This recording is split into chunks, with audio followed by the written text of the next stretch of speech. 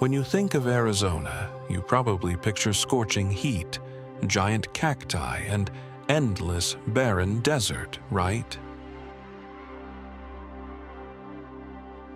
But what if I told you that this desert state actually harbors a canyon so massive it literally creates its own weather system deep inside the Earth? And that's not all.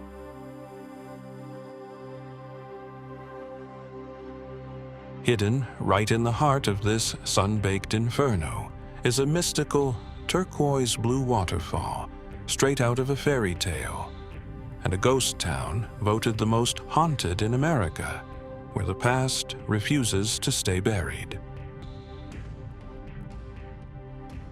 Behind Arizona's 100-degree heat lies a dark, fascinating side that will give you chills.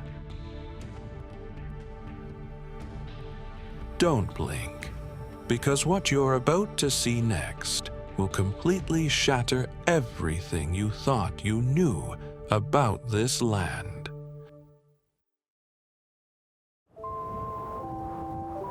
Located just northwest of Phoenix, Lake Pleasant Regional Park spans over 23,000 acres of mountainous desert landscape.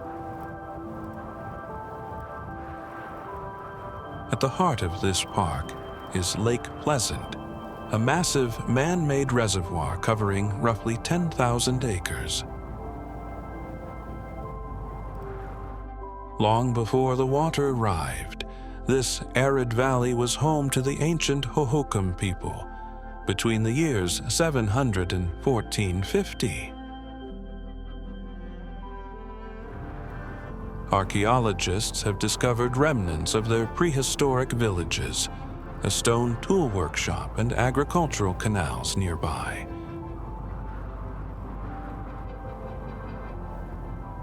One of the best preserved sites is Indian Mesa, where defensive stone walls still overlook the lake today.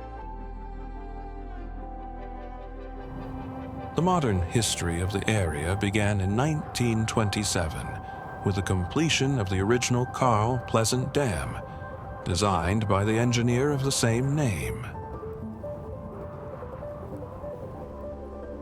Fed by the Agua Fria River, it was the largest multi-arch concrete dam in the world at the time of its completion.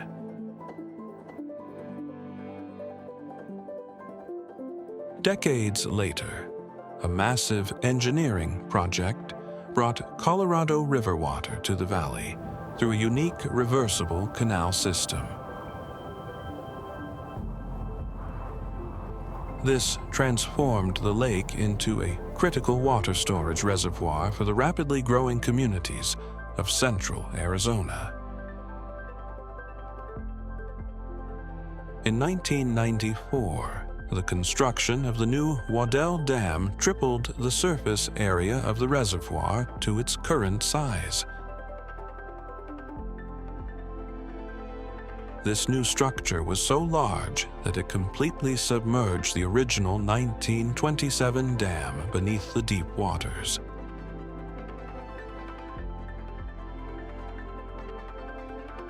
Now, before we move on to the next destination, here's a fun question for you. Which Arizona landmark was carved mainly by the Colorado River?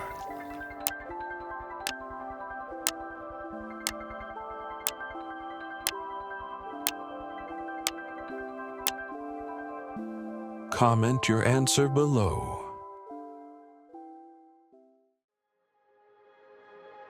Did you know that the massive sandstone monoliths in Monument Valley were once inhabited by ancient peoples thousands of years ago? Monument Valley is a sandstone valley located on the border between Arizona and Utah. The area is not a national park, but is managed by the Navajo Nation and was established as the first tribal park in 1958. The towering monoliths, rising over 300 meters, are the result of millions of years of wind and water erosion on sedimentary sandstone layers.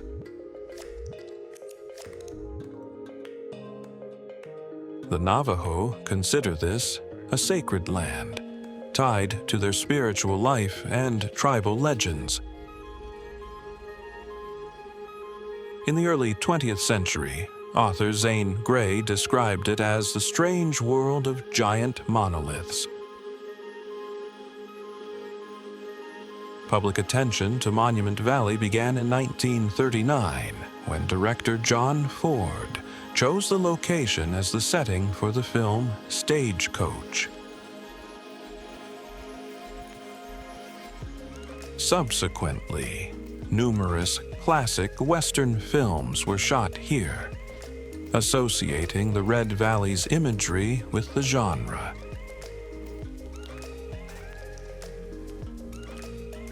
Today, you can explore famous formations like the Mitten Buttes, which look exactly like giant mittens rising from the desert floor. The Navajo people still live here, preserving their traditional dirt and wood homes called hogans. It is truly a bucket list destination that perfectly blends raw natural beauty with deep cultural history. The world is full of amazing places waiting to be discovered. Subscribe and let's explore them together. The Navajo tell a legend that the spectacular curve of Horseshoe Bend was created from the track of a giant serpent as it coiled across the plateau, and the Colorado River forever followed that curved path. This horseshoe-shaped bend is located approximately 6 kilometers southwest of Page, Arizona, within the Glen Canyon National Recreation Area.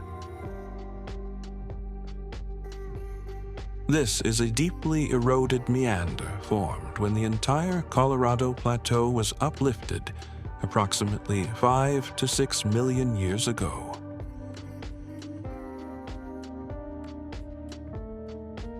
This uplift forced the Colorado River to cut downward into the Navajo sandstone layers, creating cliffs over 300 meters high.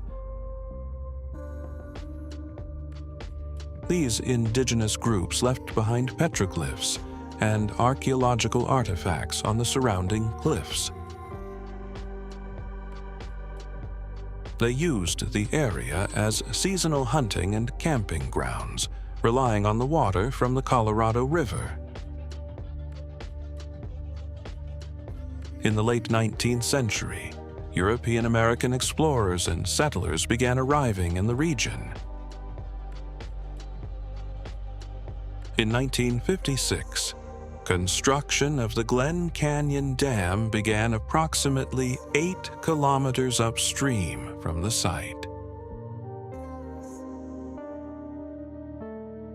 The dam construction altered the water levels and flow of the Colorado River in the area. The town of Page was established in 1957 to house dam construction workers and their families. The dam was completed in 1963, creating Lake Powell and changing the natural environment surrounding Horseshoe Bend. If you enjoyed this journey, you can support the channel with a small coffee. Your support helps me keep creating more travel videos like this. Thank you so much.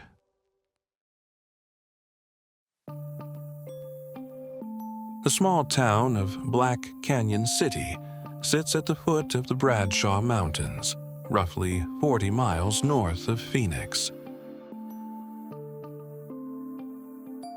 These dark rocks are the remnants of ancient volcanic activity that shaped the entire Agua Fria River Valley. The geography here created a perilous bottleneck on the early stagecoach route connecting Prescott to Phoenix. The canyon was so narrow that wagons could not turn around, and the terrain was too steep for horses to make a quick escape.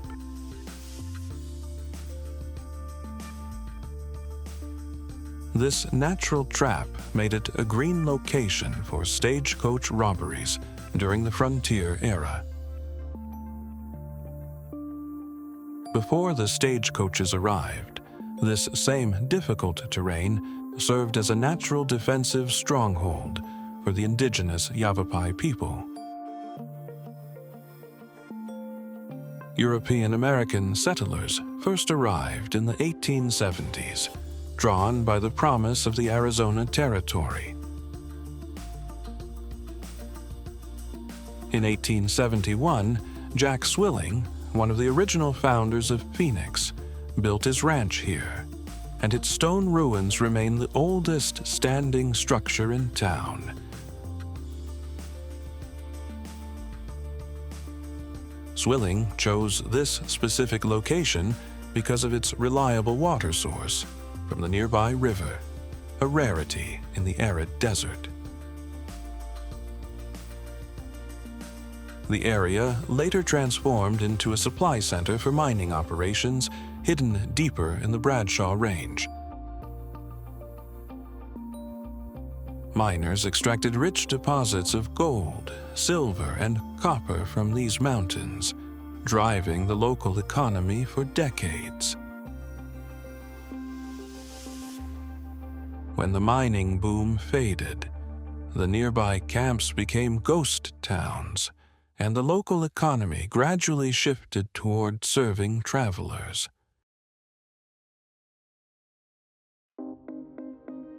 This canyon-bound reservoir covers roughly 158 acres and is surrounded by the dense ponderosa pine forests of the Apache Sitgreaves National Forests.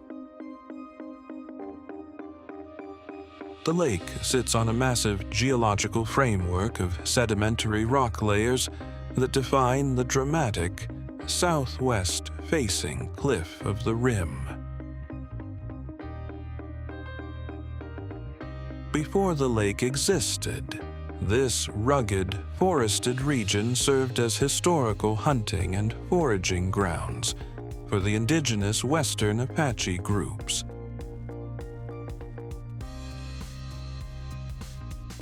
The modern history of the area shifted in 1967, when the Arizona Game and Fish Department artificially created the reservoir.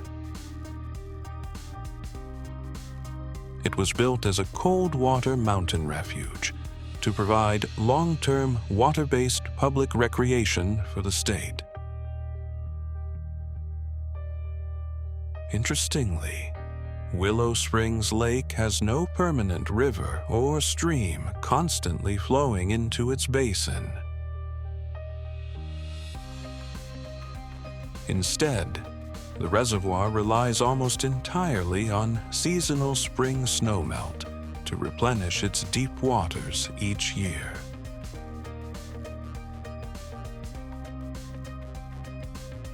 The state retains sole water rights here, rarely releasing any water downstream unless a heavy spring overflow occurs. When the lake does spill over, the extra water drains down Willow Springs Canyon for over 3 miles to help form Chevelon Creek. Because of its deep mountain basin, the lake averages a depth of 60 feet, allowing cold water fish species like rainbow and tiger trout to thrive.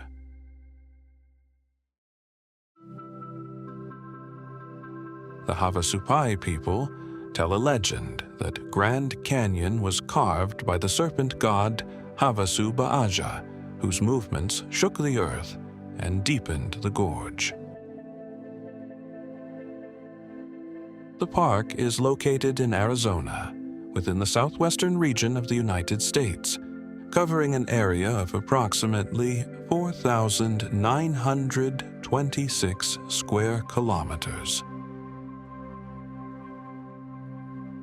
The main canyon, formed by the Colorado River, extends about 446 kilometers in length and reaches an average depth of 1,600 meters. The area is divided into two primary sections, the South Rim and the North Rim. The South Rim remains open year-round and accommodates approximately 90% of all visitors. The North Rim closes during winter months due to heavy snowfall and severe weather conditions. Geologists have identified nearly 40 distinct layers of sedimentary rock within this region. The oldest rock formations are estimated to be approximately 2 billion years old.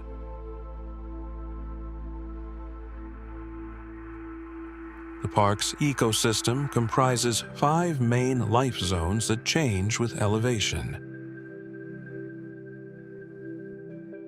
Approximately 90 species of mammals, 47 species of reptiles, and 355 species of birds have been documented in the park.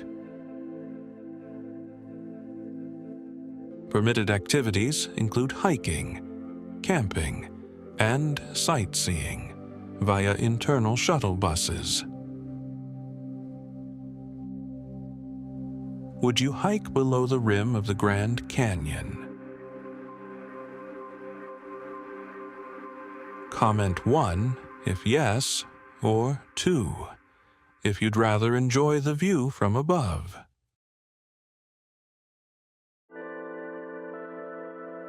The strange granite rocks, with shapes like giant heads of broccoli rising from the water at Watson Lake, have attracted a great deal of attention, but few people know the unique history behind their unusual appearance.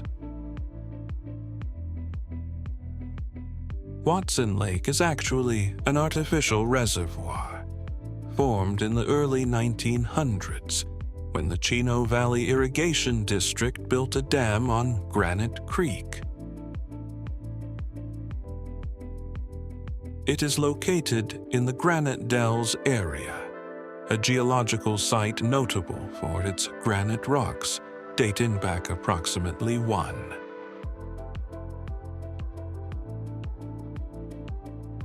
These rocks were originally a mass of molten rock that intruded deep underground, about 1 to 2 miles beneath the surface.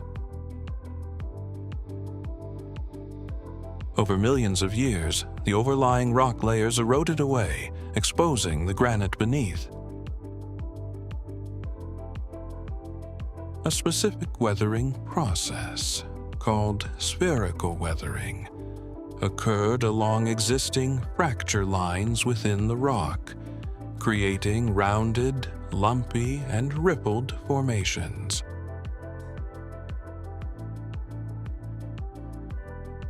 These unusually shaped granite boulders are the main attraction of Watson Lake.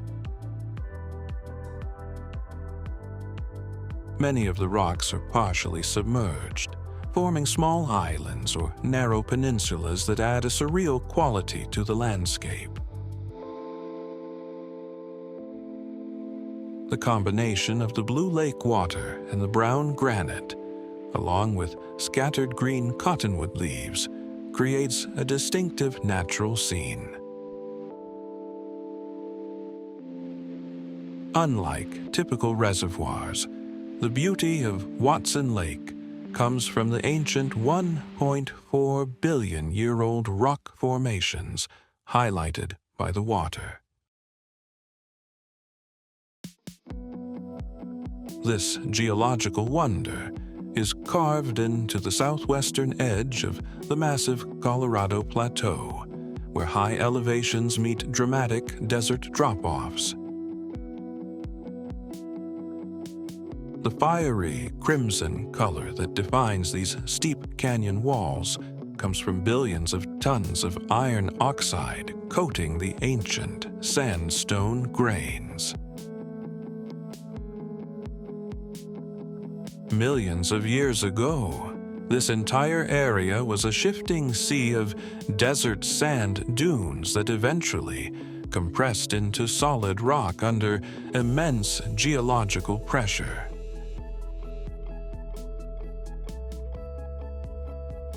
Long before European explorers arrived, the prehistoric Sinagua and Yavapai cultures navigated these deep gorges.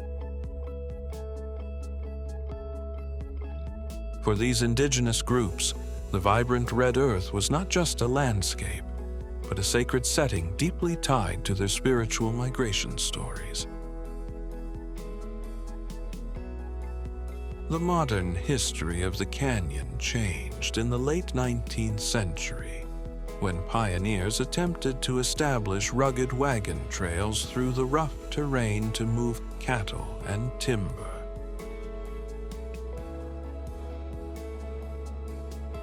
However, the sheer verticality of the canyon walls and the threat of sudden summer flash floods made large-scale development nearly impossible. This natural isolation proved to be a blessing, preventing the area from being overrun by early mining booms that altered other parts of the state. The stark contrast between the deep green ponderosa pines and the blood-red rock formations creates a visual spectacle found nowhere else on Earth. Have you ever wondered what would happen if a massive meteorite struck Earth at 64,000 kilometers per hour? The exact answer is Meteor Crater in Arizona, an impact crater preserved nearly intact after 50,000 years. This crater is located in northern Arizona, approximately 60 kilometers east of Flagstaff, on the Colorado Plateau. It was formed when an iron-nickel meteorite approximately 30 to 50 meters in diameter struck Earth with an energy equivalent to 20 to 40 megatons of TNT. The impact created a crater 1,200 meters wide and 170 meters deep, with a rim rising 45 meters above the surrounding surface.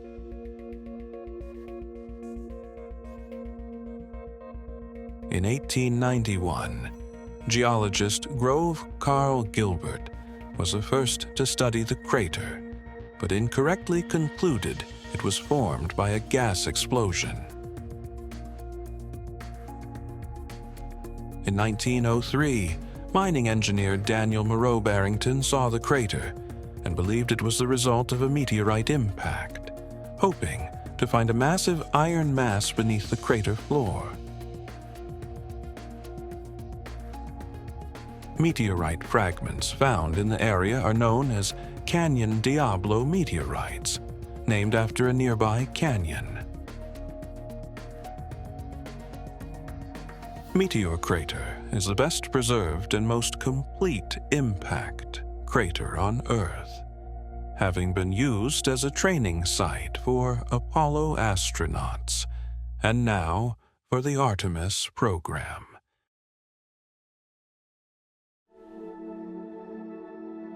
Sedona was first settled by pioneers in 1876 on land that had traditionally belonged to the Apache tribe. The town was officially established in 1902 when T.C. Schneble filed for a post office and named it after his wife, Sedona Miller. The local economy during the early period relied primarily on agriculture and timber harvesting. From the 1940s onward, tourism began to develop as the red sandstone landscape gained attention through Western films.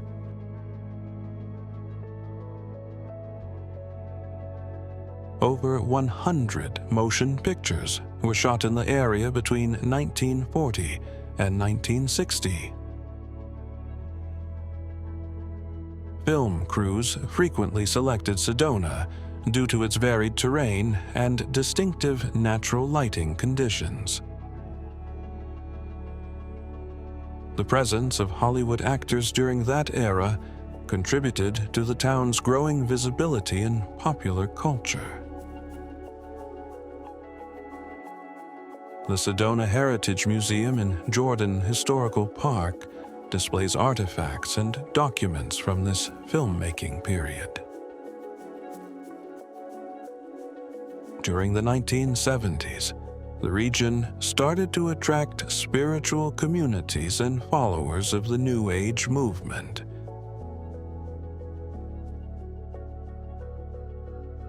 Infrastructure, such as roads and accommodation facilities, expanded gradually as visitor numbers increased year by year. Several pioneer-era buildings and structures remain preserved within the town limits today. Demographic records show that Sedona's current population consists of a mix of long-term residents and newcomers from various other states. We gather info from many sources. If something seems off or you've got more to add, drop a comment.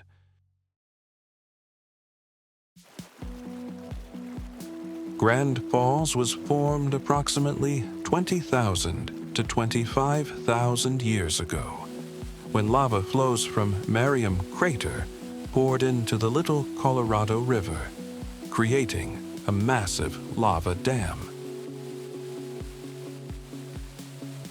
The blocked river was forced to change course, and where it found its way back to its original channel is the location of this 185-foot waterfall. The falls are nicknamed Chocolate Falls due to the dark brown color of the water, which results from the enormous sediment load carried by the Little Colorado River from the White Mountains.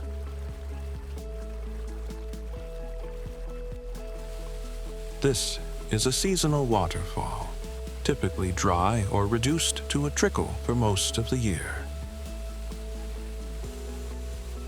The strongest flow usually occurs in the spring during snowmelt or after heavy summer rains. In the past, this was an important crossing point on the Mormon Wagon Road, a route used by pioneer settlers heading to northern Arizona.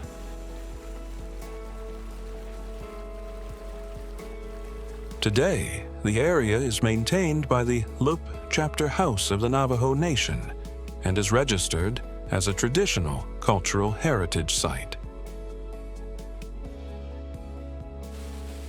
Despite being a notable natural attraction, Grand Falls was officially closed to visitors in 2023.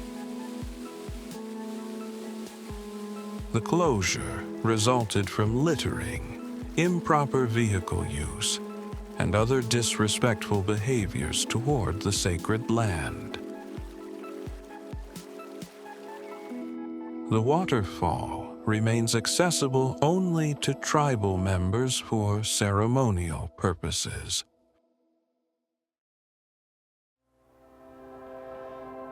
Rather than a typical green canopy, Petrified Forest National Park presents a surreal desert landscape where ancient fallen trees are made entirely of solid quartz.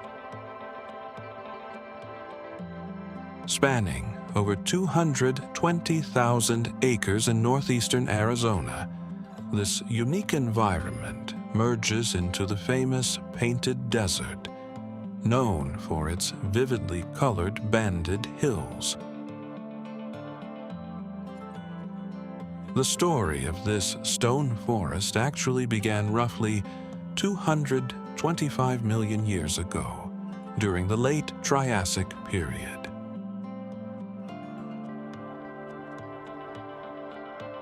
Back then, this arid expanse was a lush, tropical river basin positioned near the equator, teeming with giant amphibians and early dinosaurs. As massive, prehistoric trees naturally fell into the ancient waterways, they were quickly buried under thick layers of silt, mud, and volcanic ash. Cut off from oxygen, the wood avoided normal decay while groundwater rich in silica slowly saturated the logs. Over millions of years, this silica crystallized, replacing the organic plant matter cell by cell in a fascinating process called permineralization.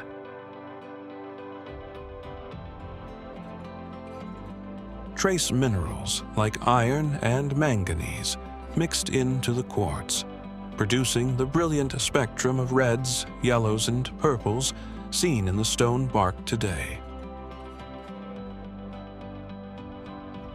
Long after the region transformed into a high desert, human inhabitants arrived, leaving a deep historical footprint that stretches back over 13,000 years. Ancestral Puebloan peoples thrived here, even constructing an architectural marvel known as the Agate House, using chunks of petrified wood as building blocks.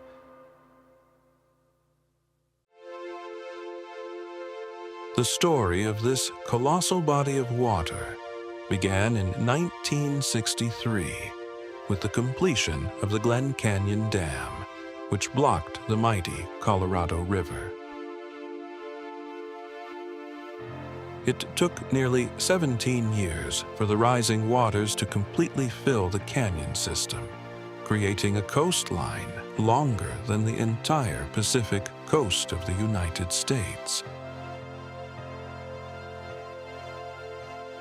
The surrounding landscape is carved out of Navajo sandstone, a massive rock formation that represents ancient petrified sand dunes from the Jurassic period.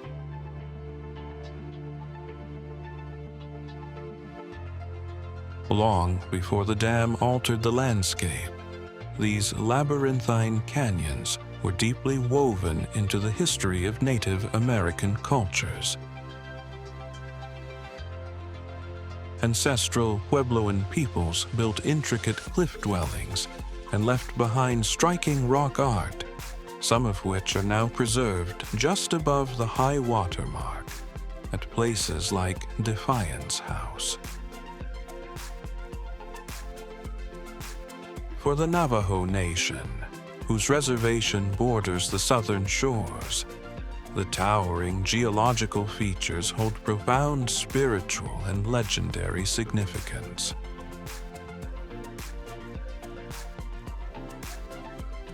One of the lake's most iconic features is Rainbow Bridge, one of the world's largest natural arches, which the Navajo consider a sacred symbol of rain and fertility.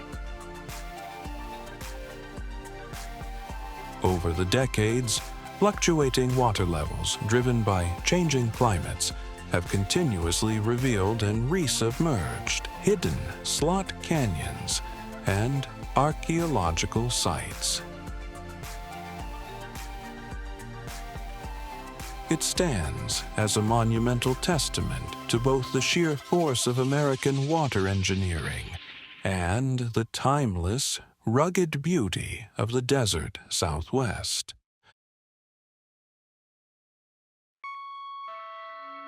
An interesting fact is that Virgin River Gorge is the only canyon in North America with an interstate highway running through it, and constructing that stretch was once considered one of the most expensive engineering projects in U.S. history. The gorge was formed as the Virgin River cut downward into sedimentary rock layers over millions of years. What makes it unique is that the canyon lies directly on the boundary between two distinct geological provinces, the Colorado Plateau and the Basin and Range. The uplift of the plateau created a steep gradient, forcing the river to erode deeply into the rock. The most intense erosion occurred during the Ice Age, approximately 2.6 million years ago, when the climate was wetter. The southern part of the gorge belongs to the Basin and Range province, with steep cliffs composed of limestone and dolostone.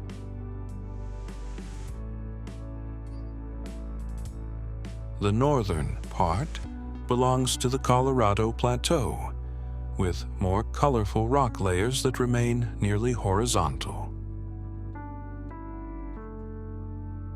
The boundary between the two provinces coincides with the Grand Wash Fault, which runs through the canyon. Movement along this fault caused the rock layers on the western side to drop and tilt. The gorge also contains evidence of ancient indigenous tribes, including petroglyphs and arrowheads found within the area.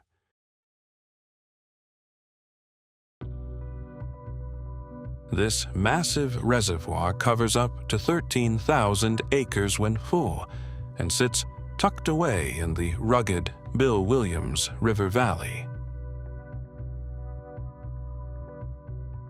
The surrounding geography is defined by a harsh desert basin where the Mojave and Sonoran deserts naturally meet. Long before the modern reservoir took shape, the surrounding canyons were the traditional lands of the Yavapai and Mojave tribe. The modern landscape shifted dramatically in 1968 when the U.S. Army Corps of Engineers completed the Alamo Dam. This massive earthen structure was built primarily for flood control, designed to protect downstream communities along the lower Colorado River from sudden, catastrophic flash floods. Because the dam was constructed in an incredibly remote area with no nearby cities, it accidentally created a remarkably pristine wilderness environment, completely free from urban light pollution.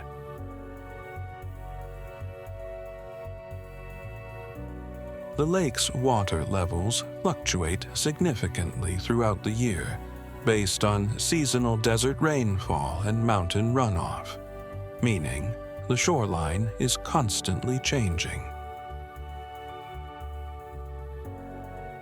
Beneath the surface, the submerged brush and structural ruins of the old valley provided an ideal underwater habitat, allowing largemouth bass and crappie populations to thrive.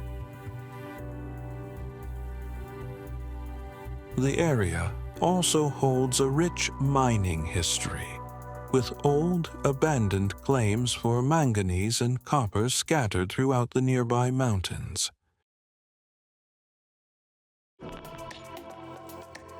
This small town is completely surrounded by the major cities of Phoenix and Scottsdale, making it a peaceful, low-density island in the middle of a bustling desert metropolis. The modern history of this secluded area began in the late 19th century, when surveyors from the Rio Verde Canal Company first encountered the quiet, cactus-filled valley. Enchanted by the tranquil landscape and the vibrant desert wildflowers, they chose a name that reflected its serene, untouched beauty.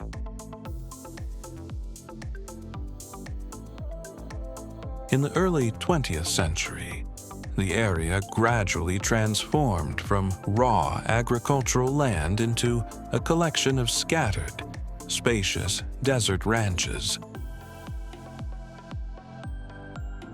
To prevent being swallowed up by the aggressive expansion of neighboring cities, local residents officially incorporated the town in 1961 with a strict commitment to preservation. They established strict zoning laws that allowed only one house per acre, ensuring the natural desert landscape would never be replaced by high-rise buildings or heavy commercial zoning.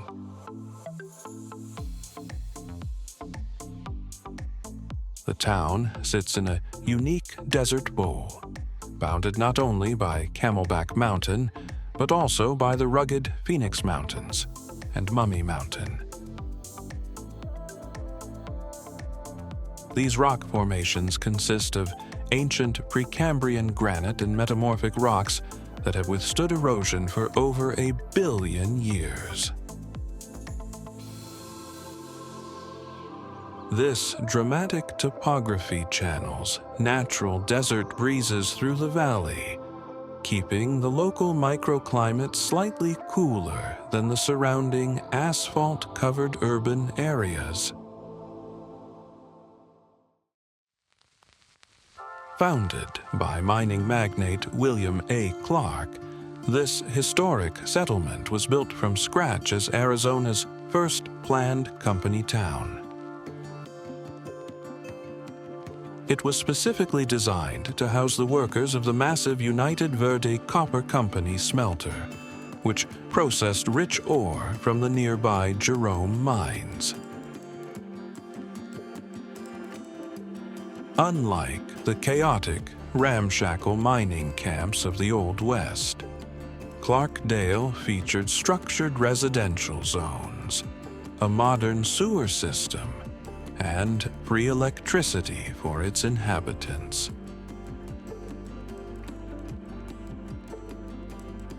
At the heart of the community sits the town park, designed in a Spanish colonial revival style, with a historic gazebo that still serves as a community gathering spot today. Long before this industrial boom, the fertile valley along the Verde River was home to the prehistoric Sinagua people, who farmed the rich soils centuries earlier. The local geography is a unique transition zone, where the high desert meets the riparian ecosystem of one of Arizona's few free-flowing rivers. When the Great Depression hit and copper prices plummeted, the smelter operations slowed down, eventually shutting down permanently in 1953.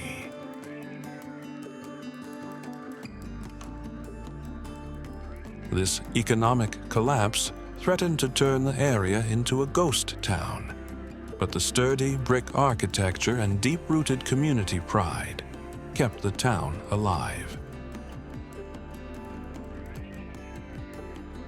In the late 20th century, the historic rail line that once hauled copper ore was repurposed into the Verde Canyon Railroad, a scenic heritage train that now introduces visitors to the rugged wilderness. The town successfully gained recognition on the National Register of Historic Places, preserving hundreds of original homes that look exactly as they did a century ago. Antelope Canyon is a slot canyon located on Navajo land near Page, Arizona. Unlike federal national parks, this site is managed by the Navajo Nation and is considered a sacred location. For the Navajo, entering the canyon is a spiritual experience, akin to walking into a natural cathedral where they pause to show respect before stepping inside. Over millions of years, rainwater and flash floods have eroded the Navajo sandstone layers, creating smooth, curved walls.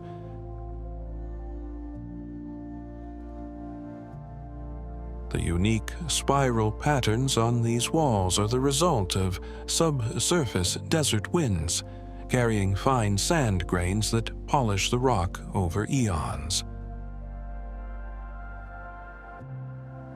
The canyon is divided into two distinct sections, each with different topographical features. Upper Antelope features light beams that shine down through cracks in the siling during midday hours.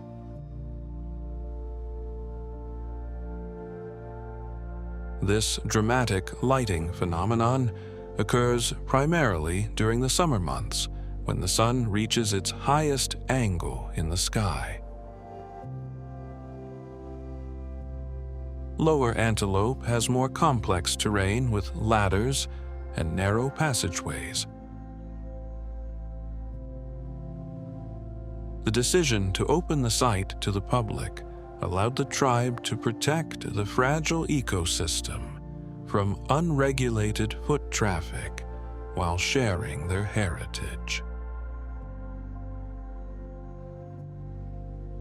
The canyon appeared in several films and photography publications during the late 20th century.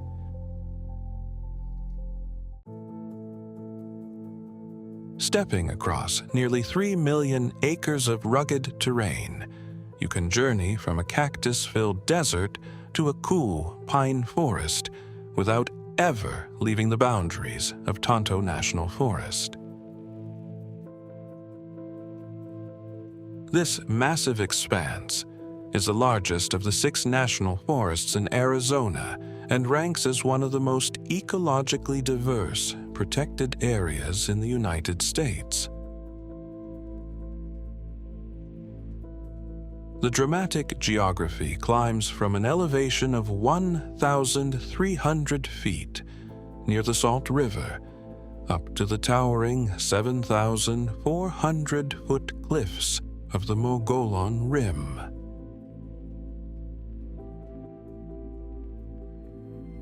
This extreme vertical rise creates a series of unique microclimates, compressing several distinct biological zones into a single geographical region.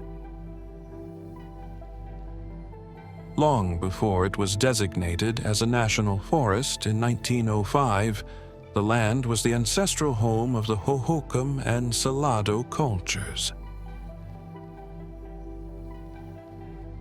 These prehistoric peoples constructed incredible cliff dwellings into the siltstone alcoves, utilizing the natural resources of the nearby basins for complex desert farming.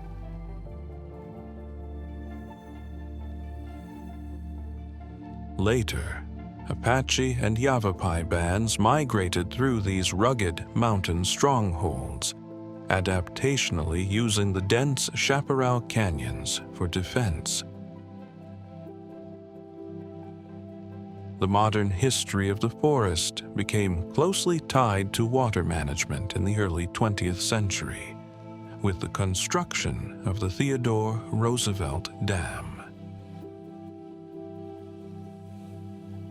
This massive engineering feat tamed the wild Salt River, creating a chain of deep reservoirs that fundamentally secured the water supply for the growing Phoenix metropolitan area.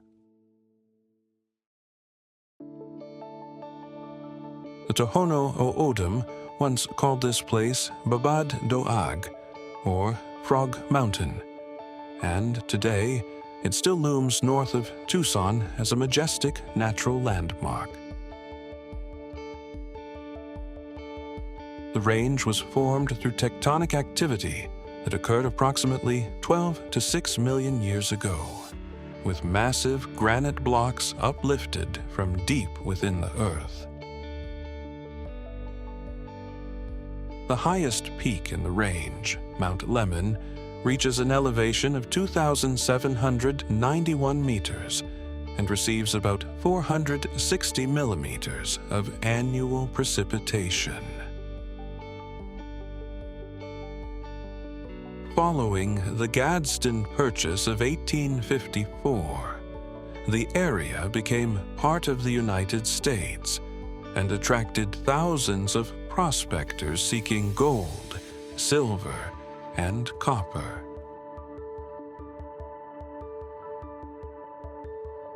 A famous legend about the Iron Door mine drew gold seekers to the region, with stories of a massive vein containing gold and silver buried within the mountain. In 1880, an article in the Arizona Weekly Star documented the story of two prospectors who found this mine, sparking a gold rush in Tucson.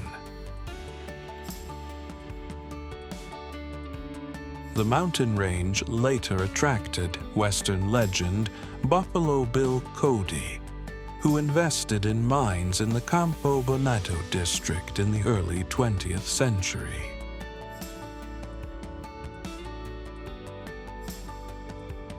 On July 2, 1902, the Santa Catalina Forest Reserve was established with an area of 155,520 acres, and by 1907, it became the Santa Catalina National Forest.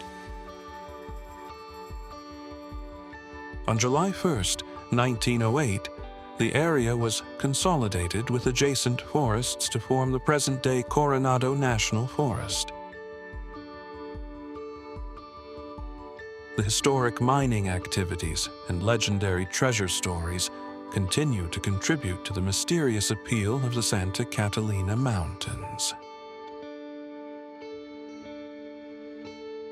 The range is recognized as one of the most prominent sky islands in the southwestern United States, with distinct ecological zones that change with elevation.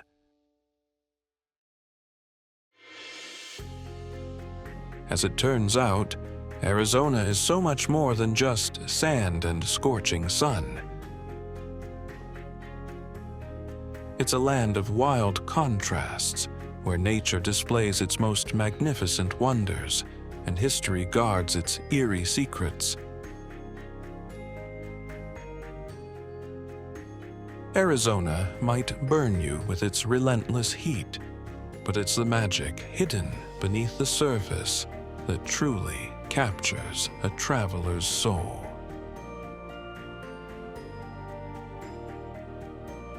So, out of all the places we just visited, which one impressed you the most?